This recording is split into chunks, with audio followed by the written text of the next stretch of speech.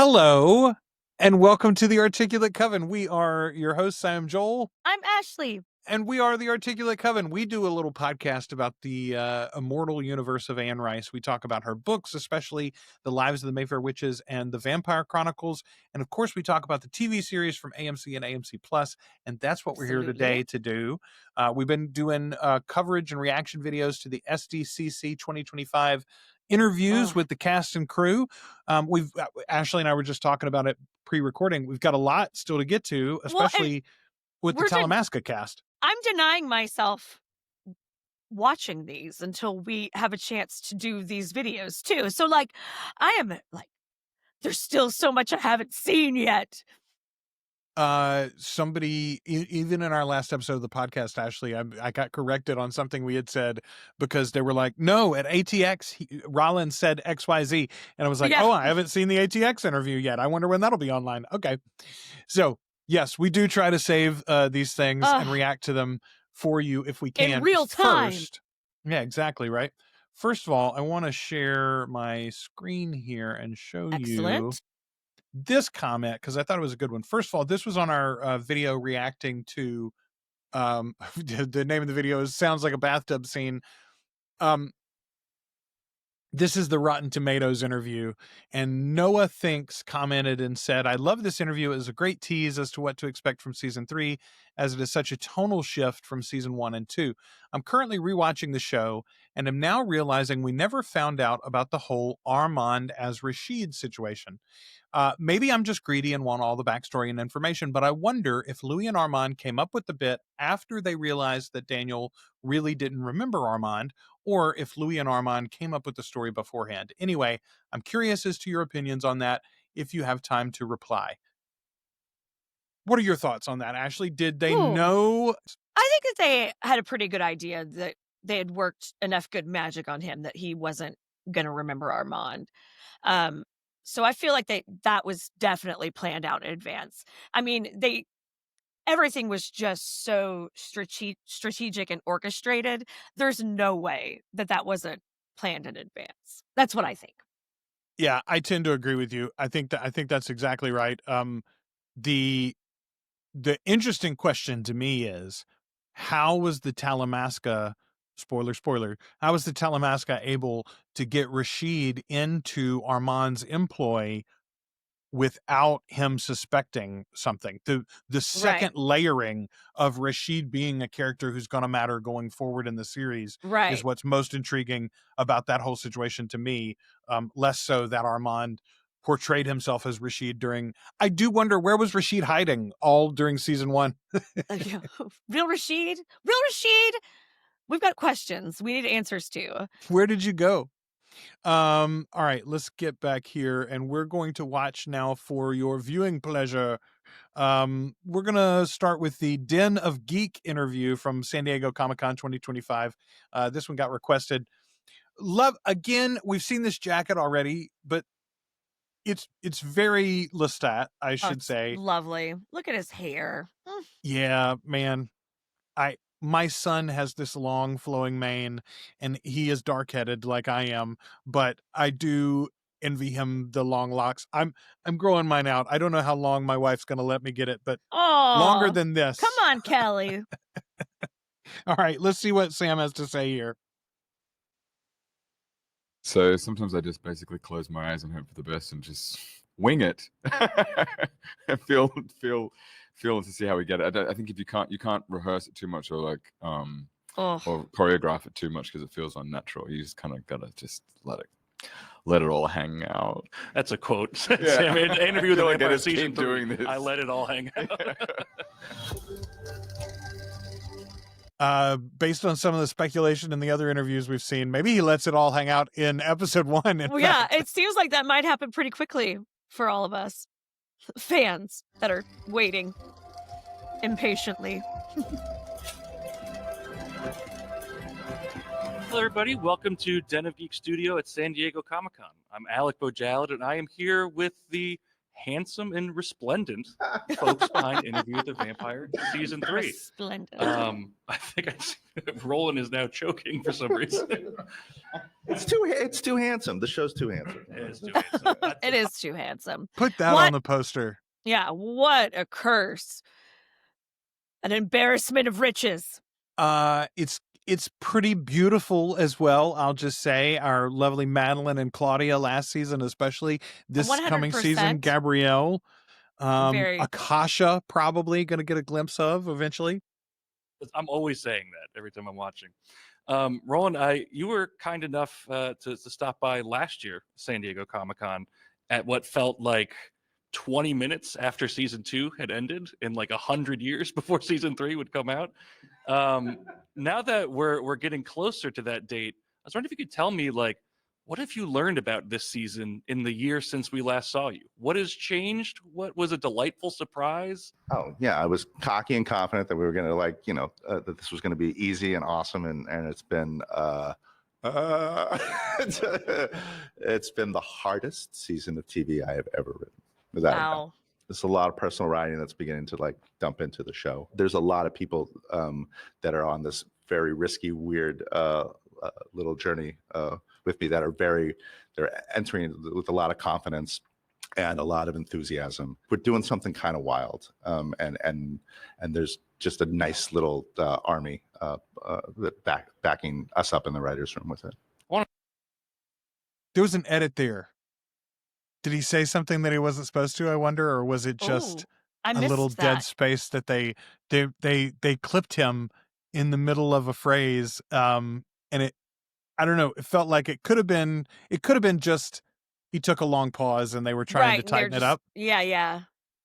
But it was different than the other interviews. There's it is, regardless of that, it's got to be a hard needle to thread, right? This is what we've talked about. Yeah, no, because it's like, as a fan, it's a hard needle for me to thread, like this, the Rockstar storyline. I've always worried about how it would be properly presented. You know what I mean? And not make me like cringe and want to fast forward through those scenes. We had a piece of feedback not too long ago about this specific thing, and I wanted to bring it up now. Actually, I just thought about how this is so fitting. Where is it? Okay. Psychedelic Pegasus said this was on our one of our interviews about San Diego Comic-Con previously. Okay. To your point about Anne and Christopher starting with the Vampire Lestat, Yeah. The deal with Hulu, Yeah. had started with the Vampire. That was going to be the name of the series, I believe, the Vampire Lestat, and it was going to start with Wolf Killer. It really is the obvious choice and makes sense on a surface level to start with Lestat's story, but it wouldn't be the right choice. And I thought that's so well put. Yeah, It's so well put. It wouldn't have the heart and soul that has been earned through Louis' telling of Yes. his and Lestat's past. Yeah. Lestat starts as the bad guy in our perception as we enter this story, and I think that is important. I think That there's turn there's is something to it. important. Yeah, that turn is really important. That realization that things aren't exactly what you thought they were is, I think, a big part of the story. Psychedelic Pegasus says, I think they really needed an outside perspective for this show because I imagine Interview is a reminder of very hard times. Yeah. Not just Michelle's death, but where Anne was in her life when she was writing that has to be hard for her to go back to, I can imagine. Yeah. Very few people can really go back or ever really want to and see past hardships and hard decisions with perfect clarity. It's like Rollin has been Anne's Daniel Malloy in a way by starting with Interview. I thought that was just put so lovingly and well. Thank you, Psychedelic Pegasus. Hell for that yeah, feedback. that's a great way to put that. Yeah, but that's what we gain now because we've done the hard work, so to speak. We've done the homework now. We get to party. Yeah, absolutely. We get to the fun stuff now. I wanted to ask a question to the star of Interview with the Vampire season 3 real quick, Daniel. When you first signed up for this gig, in the back of your head, were you aware that Vampire Lestat is coming? and I've got to get my rock and roll education. Yeah, they had to underway. talk Like, about what it. was your mindset? When I was 13, all I listened to was 92.5 KZPS, the classic rock station in Dallas, Texas. Yes. I started my education long, long ago. I have the same birthday as Robert Plant of Led Zeppelin. This is Oh, where I've Lord. been headed since I was a little kid. It's just- Since my brother brought home Led Zeppelin 4, this is where it's been heading. I feel right at home. It is a thrill. It's been a great challenge, as Roland said, to do something this ambitious, to take swings this wild, and to do something that I don't usually do, which is be in the writer's room and then be in production on set with Sam, with the band, making sure everything looks right and sounds right. Lots of challenges, but real delights every day. He's working his ass off this season. Right? Like, for real. He's doing things that composers are not part of their job description at all No. in any way, form, or fashion. And it's awesome. I mean, it's so fucking cool that he's getting to do all that. But my God, he's got to be exhausted. I think genuinely it is probably the clearest angle towards awards notoriety for this show, major awards notoriety, I should say. We won something recently, a drama award for an episode in season 2. I can't remember Awesome. now the name of the awards that we won. It was a minor one, something from HBO, I believe. Not HBO, but I think the award show was sponsored by Warner's or something like that. My question was going to be to you. It was interesting the way that he presented, he's got the same birthday as Robert Plant, but his brother brought him home when he was too young, Led Zeppelin 4. That was like his entry. What do you have a moment like that? We've talked about this for movies before, especially, Right. with the horror movies and whatnot, but is there a moment like that where music was opened up for you in a way? Well, music was just constant in our household. Like, music and books were like 2 constants at the house. And I grew up on classic rock. And then like oldies, and I don't know. I mean, I am completely transfixed by Fleetwood Mac, as a crew and as a band. I love them so much, and I've seen them twice live, and it's just like fucking a religious experience. Knowing that we have this season ahead of us where Jacob and Sam's characters are fighting, and Sam is a rock star, the fact that they are about to go back on, not the whole band, but the two of them, Stevie and Lindsay what's his Buckingham? name? Yeah, Lindsay. Stevie and Lindsay are going to go back on tour together like this fall, I think, is freaking crazy to me.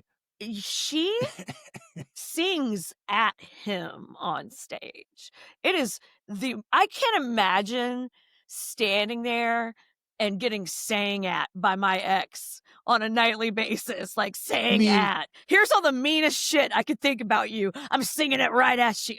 Well, the very idea that they would write poetry at one another, like pointed poetry at one another, with the knowledge that they're going to sing it again and again. Yeah. Anyway, it's good. If you haven't seen some of those concert videos, go back and watch them sing The Chain, right? No, The Chain's amazing, but the real fucking one is Silver Springs. Whoo, my Christ in heaven. Well, that third time that Lindsay goes, well, then if you don't love me now, that's one of those moments where I'm sort of. It's very true. It's very true. I tend to see things more through Stevie's eyes. We got it, Lindsay. Lindsay's got to get it out too, man. Yeah. Fleetwood Mac is a great touchstone for our vampires this season. There were 2 of these moments from, 3 really. My older sister gave me a mixtape one time with like LL Cool J and DJ Jazzy Jeff and the Fresh Prince and Eazy-E on it. It was quite a mixtape. That's awesome. And I was like maybe 6. Then I was probably 10 or 11, and we went over to my grandmother's next door neighbor's house, one of her best friends, and she unlocked this cabinet full of 45s for me and played me 2 or 3 things. And I heard for the first time that day, Yakety Yak Don't Talk Back, which was like a Awesome. cool, I was like, oh, that's amazing. But the one that really blew my mind was Blueberry Hill by Fats Domino. She had Yeah. Blueberry Hill, and I was just like, I've never heard anything like that. Then I was probably 12, maybe 13, and I went to a birthday party for a friend of mine in Crossett, Arkansas, which is like 30 minutes away from Oh. where I grew up. Blah. Yes, indeed. It's in the timberlands section was of like- the state. It was like my first house party we were at. Like her mom and her dad had divorced, so we had been to high school together, but now she was living in Crossett. And at the house party, they played 2 things: Stone Temple Pilots Core Okay. and Aerosmith Big Ones. They played Oh. the best of album. That album's so great. And I had never heard either Stone Temple Pilots or Aerosmith. And I think I Ugh. bought both CDs from Random House within, a month. Yes. Columbia House. Let me get my 12 Columbia CDs House. for a penny. That's Not how I got Random all my. House. That's how I got all my Fleetwood Mac CDs. Yeah, exactly. Columbia's never going to get that money. No. Here's a Um, penny. Yeah, exactly. They got my fucking penny. And then they got a nice letter from my mother about how I died in a skiing accident, I think. Anyway, I love the fact that that's what he's thinking about here. And genuinely, that's what I want from this music, and that's what I want from the experience of the season, is for Lestat to be revelatory in that way for people. Like, we need it to feel like it's something that we haven't seen before, Yeah, and that it's like it's exciting and it's compelling and you don't want to look away. Not that we ever want to look away from Sam. We don't ever want to look away. No, I thank don't you. want to close my eyes, to quote another of the great Mr. Perry and Tyler's songs. All right. Happy to hear that. How many like compositions do you think you wrote for this season, and like what were some of the inspirations? Well, we've got a whole handful of songs. I don't know, how many songs do we have, Sam? Must be 20 or something. Yeah, something like that. Inspirations run the gamut from Howlin' Wolf to Chapel Rowan, and everything in between. A lot of David Bowie in there, a lot of Nirvana. For me, J. Ooh. Paul, huge inspiration. Lots of exciting things that we're trying to work into. I didn't know that. season That is fucking three. amazing. Should we talk about that for a little while? Absolutely. That's the first time he had mentioned Howlin' Wolf, I think, in an interview too. I like Yeah, I have not- that idea. Yeah, absolutely. Absolutely. I listened to that 2013 leaked album, I don't know, 100 times when it came out. It's so good. It's revolutionary. And we wanted to put some of that revolutionary spirit into. That's what we were just talking about. Like, Sam, I mean, say you want a revolution. Yeah, come on. obviously, like, want to ask you about the sounds of season 3, but something that I'm interested in for Lestat this year is the physicality of the character. Just like Yeah. in like these teasers, you're really just slinking around like a cat, or like it's. I wonder if you can Yes! tell me about like embodying the physicality of Lestat this year. You know what's really fun is when we do shoot these concert sequences, we do have like quite a lot of people there, as supporting artists playing the background. So, and they get really into it, and they give you back a lot of energy as well. So, rock music, live performances, kind of has an inherent kind of sexuality that feels necessary. And just got to go with it. I think Lestat is a hypersexualized character anyway. Kind of slinky feline predator anyway. So like if he's gonna do this, he's kind of gonna do it. So sometimes I just basically close my eyes and hope for the best and just wing it. And feel to see how we get it. I think if you can't rehearse it too much or like or choreograph it too much because it feels unnatural. He's definitely giving some Axl Rose vibes too, like some like early Guns N' Roses vibes. Yeah, I mean, it's to speak a little bit, without spoilers if possible, to your recent watching of Weapons, it's the Pied Piper nature of rock at all, right? Like, one of the reasons why it's so easy to paint rock and roll with like the brush of the satanic panic and everything Right. is because it is fucking seductive. Yeah. Like, It's hot. that's the deal, man. Yeah. I mean, think about like all of the lead singers that look like Lestat are all shirtless, and they all writhe around a little bit. They all have a little snake-like quality to them, a little cat-like action, you know, like they've got that same fucking vibe. Well, it's like a that prerequisite. It's even, you go back further than that. It's the juke joint sequence in Sinners, right? It's like when he gets to howl in the blues. Yeah. You know, Hell everybody gets yes. sweaty and starts And grinding you're just bodies. in it, man. And there's just something too, like when you're at a live performance where the performer is just murdering the job, you know, like there is nothing more compelling than that. Like, that's why people get like cry and fucking pass out at Right. concerts and shit, you know. It's why, I mean, my God. It's The energy vapors. transfer, We man. gotta have the Yes. vapors. You just kind of gotta just let it all hang out. That's a quote. Yeah. Sam, in Interview I with the feel like I Vampire just season keep 3, doing this. I let it all hang out. Thanks. That's great. Yeah, Jacob, thank you. so- Thank you, Sam, for letting it all hang Yeah. out. Thank you. We appreciate it. We appreciate your sacrifice for the people. And every one of these interviewers appreciates the soundbite. Right, right.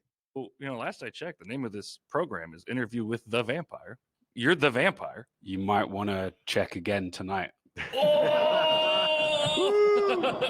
That's pure Bogosian there, Anderson. Pure Bogosian. huge poster outside. I could run those. Yeah, he's fair. They put that poster up like a week before these Right? interviews. We were salivating over that. Like, We when were it, like, it's got a different happening! name. Joel, it's happening. It's happening.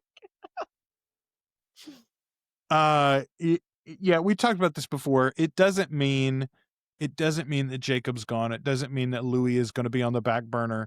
It does mean that the focus shifts. But honestly, I think this opens up the possibility for genuinely a Vampire Armand spinoff season, whatever you want to call it, Yes, right? Like, absolutely. Absolutely. yeah, there's several vampires that The get their own tales of book. the fucking vampires. Let's Yep, do absolutely. this. Yeah. Those talking points in right now, folks. Can you tell me a little bit about what Louis' journey is like this season and like how you really fit in? Like it's an interesting fit for Louis. Oh, that's a good No question. one's asked Louis this is yet. not No. massively pleased with the book, its existence. He very comically set fire to a laptop. He never learned about the cloud, obviously. Yeah, so he didn't want it published. He has complicated feelings about it, and he's his own companion-ish. He's he owns the night now, but I would say he owns the night. It's not. He's reached a level of self-acceptance that Louis never had, even in his humanity. It's interesting when you put a character in a place of self-acceptance and peace to then revisit them again, because peace is not a thing that lasts very long in this real world or the world of the show. So I think I managed to say like nothing in No, he did. He was very vague, but you can imagine. It was, yes. Yeah, informative. And I mean, you're right. Nobody really has asked that before. Like, how does Louis fit into all of this? Right. You and I still have not seen in full the teaser. Well, no, you did watch the teaser video, the bootleg. That's a very, Some of it, very, very poorly shot and also out of audio alignment. Yeah. So version of it. we've heard that the San Diego the full panel event is going to be, that video is going to be released in September by AMC. So my guess is we'll see the trailer at least then, because it's part of the panel. If not before then, released officially by AMC. They are teasing this out really well, though. I will say They that. are. They're Dirty bastards. But it is interesting that in this universe now, Louis has effectively foiled the publication of his own story not once but twice, right? Like they drugged up and drained Daniel so much in the 70s that he wasn't capable really of publishing the story properly. And then they, screwed with his mind in so many ways and followed him around and surveilled him. And now, yeah, he nuked the laptop, but still, as he said, he didn't think about the cloud or the fact that he'd already offloaded all those files to the Talamask. Never mind the cloud. He'd given all that stuff to the Talamask already. They had everything except the final confrontation from season 2, basically. It's very like Louis to burn something without thinking it all the way through. 100% like Louis to burn. I saw someone else say, someone else said on a video today, they had commented on one of our old videos about whoever Lestatted Sam should Lasher Jack about Mayfair Witches, but they made the point, they were like, maybe it's good since Cyprian's so different than Michael that they gave him a new character name, and they very specifically said like Louis in the show is nothing like Louis in the books. And I'm like, man, I just so strongly disagree with that. And that's a perfect example. Louis's answer in the novels is always to burn it down. He burns so many structures in the book. So much shit on fire. Like Louis has a bad day, or you piss him off, you might lose your favorite book collection. Genuinely, though, what is different about Louis, the biggest difference, I think, for Louis in the TV show from the novels is what Jacob's talking about here. Louis in the TV show, and well, not just self-acceptance, but he's capable on his own to survive even amongst these larger threats, right? He's powerful enough because of Armand's blood in the show and Lestat's blood as well. Unlike the books, it's way late in the novels before Louis has to not worry about dying so much. And here he can be on his own and doesn't need Armand, doesn't need Lestat's protection. His own companion. Yes, exactly. I think that's an interesting turn of phrase. And that is going to be a difference moving forward. That is going to give him more agency in these stories, I think, and adventures. Yeah, that's a good thing. Well, and we don't have to beat around the bush to get the core of the character that way, you know? Exactly. Yeah. I think Louis is going to go on some very surprising detours this it's hard to dramatize peace, it's hard to make that super exciting television. So I really did pitch it to Rollins a lot though. I was like, I think he's just like sitting on a chair, he's gardening, he's like the chair season of the Vampire Chronicles. He's just reading a lot. He's just catching up on some novels. Yeah, he's doing a bonsai tree. I will say it's also pretty like Louis to sit still for several years at a time and read a book. Just to think, ponder. Eric, how's vampirism doing for you? Well, I personally am having a good time because I'm finally getting to bite people, which I've been looking forward to my whole life. But I think Daniel is finding that it's problematic. It's not as... I love him.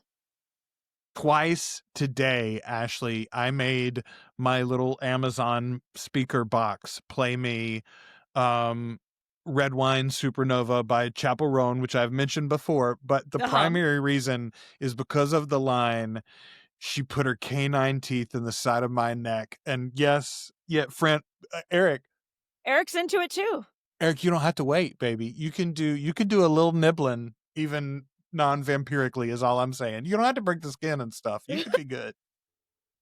You could be good. You could leave a mark, but not blood. It's good. It's fine. Good. Easy as well. I don't know what he thought. First of all, I don't know that he really wanted to become a vampire. He kind of wanted and didn't want at the same time. But at any rate, it comes with problems, and he's got to deal with those problems. But in the meantime, he's still Daniel, and I think each one of us, when we become a vampire, we're a vampire, which is not a human, which is what you say all the time. You say they're not human beings. They're vampires, but they carry the vestige of whoever they were before they died. And Daniel will do likewise. I mean, that's one of the problems for Anne Rice's vampires, right? Is that they are stuck in their own humanity and their own Right. timeline. Well, a lot even of if they times. don't want to be, every single one of them seeks companionship, a greater meaning, community, blah, acceptance. They all fucking Yeah. want it. Even if they act like they don't. That's like the fucking through line of all this shit. Yeah, 100%. I do think, for the record, I think Daniel did want the blood. I think he just wanted it on his own terms, right? Like he wanted, Yeah. he Oh. felt so smug in the way that he had spiked this 70 years of happiness between Armand and Louis Right, at the end of right. season 2. He'd been He's like, so your pleased with whole himself. fucking lives are a lie, you asshole. Yeah, you know, like he blew it up and he was tickled about that. And then the fact that the result of that was him getting attacked and turned by Armand is not what he wanted. And I think he's Right. pissed about that aspect of it. He's pissed that it wasn't his choice, et cetera, et cetera. But on the flip side, like, Daniel's life was going nowhere and we all knew it. He was dying of Parkinson's or whatever. Yeah. Yeah. Yeah. It's like, nobody wants that. No. Give me the blood. I'll do it. Yeah, he's definitely a do not go gentle into that, Right. Absolutely. Dark Knight or whatever. Yeah. Anyway. We're not live here. And I promise that this will not go live until after the panel. With that in nice. mind, Roland and Mark, you guys got some castings, some big castings. I was wondering if you could tell me a bit about what was like. Give me the scoop. All right, everybody behind the camera, do this. All right. Gabriella is a wonderful, extraordinary actor. Worked with a couple times before. He's worked with her before? Jennifer Ely. We cast a lot of theater actors, and there's some really. He must have worked with her on stage, maybe? I don't know. I don't know what he's. God, I love her so much, y'all. I'm so excited about that casting. It was such lovely B-roll footage of her there too, man, from that red carpet she was at or Legs whatever. up to the chandelier, ma'am. Yeah, I'm the more I think about this, the more excited I am. Also, it's been so long since I've seen that Pride and Prejudice. I really got to go back and give it a rewatch. It's streaming. I'm screaming. It's streaming. We might need to make that a movie night sometime between here and there. Yeah, right? We can see Elizabeth Bennet.